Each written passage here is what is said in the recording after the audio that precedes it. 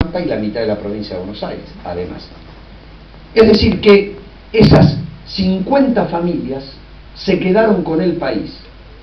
Y lo que había era una economía extractiva, es decir, lo que te daba el suelo, se lo quedaban, lo transaban con el Imperio Británico y de eso vivían. Y hay anécdotas. Esa frase de tirar manteca al techo, cuando uno le dice, vos estás tirando manteca al techo, que es sinónimo de tener mucha plata, viene de finales del siglo XIX, 1890, por ahí, cuando los hijos de esa oligarquía viajaban a Europa, jugaban en los restaurantes de París a tirar manteca al techo, y el último que quedaba era el que ganaba. Era un sinónimo de la riqueza desmedida de esa oligarquía brutal. O tener la vaca atada. Cuando uno dice, este tiene la vaca atada, como sinónimo de tener mucha plata. Porque esa misma oligarquía, que pasaba 6 meses en Europa y 6 meses en sus estancias, llevaba la vaca en el barco para darle la leche a los hijos. Entonces, la vaca atada era un sinónimo de esa oligarquía. Y para terminar estas anécdotas, cuando alguien dice me voy a torrar, ¿sí? Me voy a dormir, porque los pobres de Buenos Aires, cuando se hicieron las cloacas y había unos caños que se importaban de Barcelona, del señor A. Torrar, ¿sí? El pobre vivía en el caño y dormía ahí. Entonces, bueno, de ahí vienen esas cosas que uno dice, ¿por qué la vaca atada? Bueno, porque la oligarquía se llevaba la vaca para darle la leche a los chicos, y el otro dormía, es decir, torraba en el caño de Don Torrar, que era el que proveía los caños de Buenos Aires. Entonces, esa oligarquía gobernó el país para su beneficio hasta 1916, hasta que aparece el primer gran movimiento nacional y popular de la Argentina con Irigoyen a la cabeza. Y el radicalismo de aquel entonces no era entreguista como el actual, el socio de Cambiemos, sino que era el partido revolucionario por excelencia. Tanto es así que Homero Mansi, uno de los fundadores de Forja, decía, yo no soy oficialista ni opositor, yo soy revolucionario. Después se hizo mucho más famoso y conocido por ser uno de los más grandes letristas de tango y director cinematográfico y guionista de las principales películas argentinas de la década del 40. Ese irigoyenismo que había hecho la revolución en 1890, en 1893, en 1905, que durante 16 años no había participado de las elecciones hasta obligar a esa oligarquía a dar elecciones secretas, además de obligatorias y libres, pero en el secreto de la elección estaba la posibilidad y en la obligatoriedad de que el pueblo votara.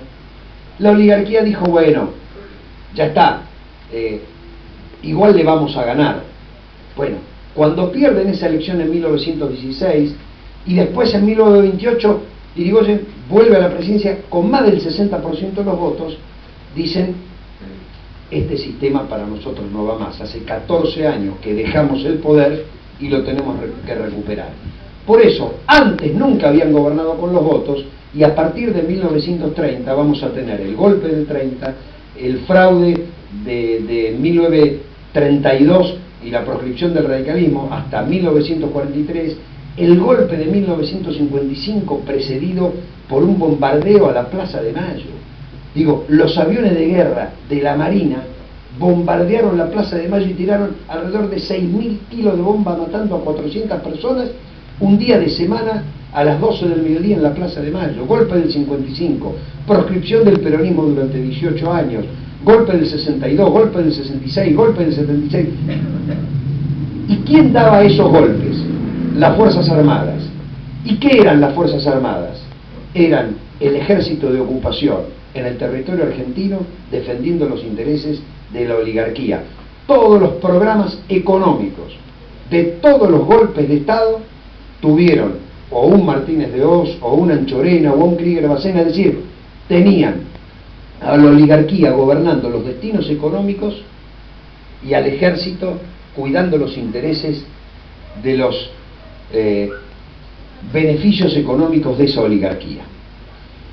Y cada vez que el pueblo votó y gobernó un gobierno nacional y popular, se bajó la deuda externa, se creció económicamente, se redistribuyó la riqueza.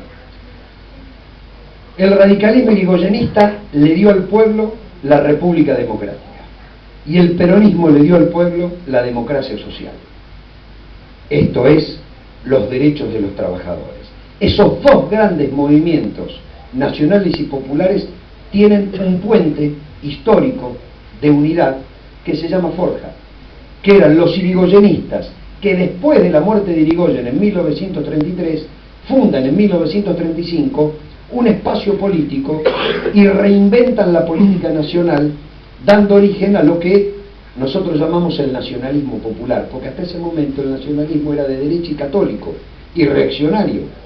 Digo, el nacionalismo quería expulsar a los inmigrantes, que en aquel entonces eran españoles e italianos pobres, y ahora esa misma derecha quiere expulsar a los inmigrantes que son paraguayos, bolivianos o peruanos que vienen a buscar un trabajo a la Argentina. Se rompe esa idea a partir de Arturo Jauretche, a partir de Homero Mansi, después con la incorporación de Scalabrini Ortiz, que no venía del irigoyenismo, venía de la izquierda, y esa generación que funda un pensamiento clave para la Argentina, dice varias cosas. Primero, que hay que pensar los problemas de Argentina desde Latinoamérica, no desde Europa. Entonces dan vuelta a las conciencias, tienen una mirada latinoamericana de la política y dice, desde acá hay que resolver los problemas, no desde allá, desde acá. Hay que pensar a la Argentina como la pensaron San Martín y Bolívar en las guerras por la independencia, pensando en una América Latina única y unida. Y lo otro que dice Jauretche es, nunca vamos a terminar con el coloniaje económico si primero no terminamos con el coloniaje cultural. Si no cambiamos la cabeza, el resto no va a cambiar. Y aparece el peronismo como ese otro gran protagonista, el más importante porque es el más fuerte que sigue hasta nuestros días. Por eso nosotros desde Forja, primero por eso estamos acá, peronistas, radicales, independientes, en el campo nacional, popular y democrático.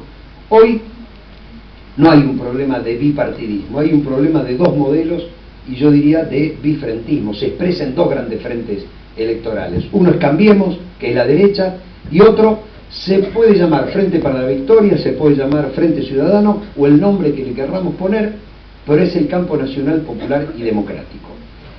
Y en la Argentina hemos tenido contradicciones fundamentales, pero siempre nos hemos peleado por las contradicciones secundarias. Radicales y peronistas nos peleamos durante 30 años, el radicalismo pensando que lo más importante era la libertad y el peronismo diciendo que lo más importante era la igualdad. Y sin libertad no hay igualdad, y sin igualdad no hay libertad. Digo, ¿de qué sirve la libertad si alguien no puede tener condiciones de igualdad y mejorar en su vida? ¿Y de qué nos sirve la igualdad si no tenemos las condiciones mínimas de libertad? Es decir, es imprescindible unir la historia del pensamiento nacional y popular en beneficio de todos. Alem, fundador del radicalismo, hablaba de la causa contra el régimen. Era la causa de los desposeídos contra el régimen oligárquico, 1890. Pero en el 45 decía patria o colonia. La juventud peronista en los 70 decía liberación o dependencia, y Cristina dice democracia o corporaciones. ¿Qué diferencia hay? ¿Qué diferencia hay entre la oligarquía, la colonia, la dependencia y las corporaciones? Ninguna. Por eso nosotros somos hijos de la causa, la patria, la liberación y la democracia. Entonces, estas son las dos grandes veredas. Y estas dos grandes veredas son las que nos definen. O estás de un lado o estás del otro. Y fíjense que de la vereda de los vendepatria, de la antipatria, de la colonia, de las grandes corporaciones, hay los que se dicen peronistas, radicales. En realidad está la derecha oligárquica que, como una cebolla, va cambiando las capas. ¿Sí? ¿Vieron? Cuando se pela la cebolla, uno le saca una capa, pero sigue siendo cebolla. Y le sacas otra y sigue siendo una cebolla. El poder se enmascara como las capas de la cebolla, pero sigue siendo poder. siguen siendo los mismos intereses, y en el campo popular estamos los que defendemos otra Argentina, la Argentina de la movilidad social, la Argentina de la libertad, la Argentina de los derechos, la Argentina de la expansión de los derechos. Por eso me hice kirchnerista. Soy profundamente alfonsinista y profundamente kirchnerista, porque yo entiendo que es la continuidad de un mismo proceso. Es la continuidad del proceso que inició Irigoyen, que después tuvo Perón, y que después tuvo el primer Alfonsín, y que después tuvieron Néstor, y que después tuvieron Cristina. Con suerte diversa, a algunos le fue mejor, a otros le fue peor, pero cuando uno analiza lo que se intentó en el 83 y no se pudo, porque además para producir estas transformaciones se necesita mucho poder político. Mucho poder político. No, a mí me duele el alma cuando yo veo al viejo Partido Radical entregado a los grupos económicos que derrocaron a Irigoyen y le hicieron el golpe económico a Alfonsín. Como también les debe haber dolido el alma a muchos peronistas cuando Menem se abrazó con Bungibor o fue al velatorio de aquel que había ordenado el bombardeo en la Plaza de Mayo en junio de 1955. Entonces, la identidad, digo, está bueno que uno se sienta orgullosamente irigoyenista, orgullosamente alfonsinista o orgullosamente peronista. Y el que se sienta así, nos encuentra todos en la misma vereda. Y el que empieza a poner peros es que está del otro lado y va a defender otros intereses, diga lo que diga, se embandere donde se embandera. Por eso la vereda nacional, popular y democrática la transitamos con distintas camisetas, pero vamos al mismo lado. Y esto es el gran aporte de Néstor Kirchner, cuando en el año 2005 invitó a conformar la transversalidad o la gran concertación. No importa dónde venís, lo importante es a dónde querés ir. Venite con tus banderas, pero vamos todos en la misma marcha hacia el mismo lugar. Y obviamente que hay mayorías, y la mayoría en ese momento era de Néstor, de Cristina, y nosotros estuvimos ahí donde teníamos que estar, si no era traicionar nuestras banderas históricas. Ahora, esta derecha, esta oligarquía, esta historia de la oligarquía, la dependencia, la antipatria, las corporaciones, por primera vez gana una elección en su historia. Obviamente que hay que hacer la crítica interna de por qué perdimos, porque la verdad que si no la hacemos, y esto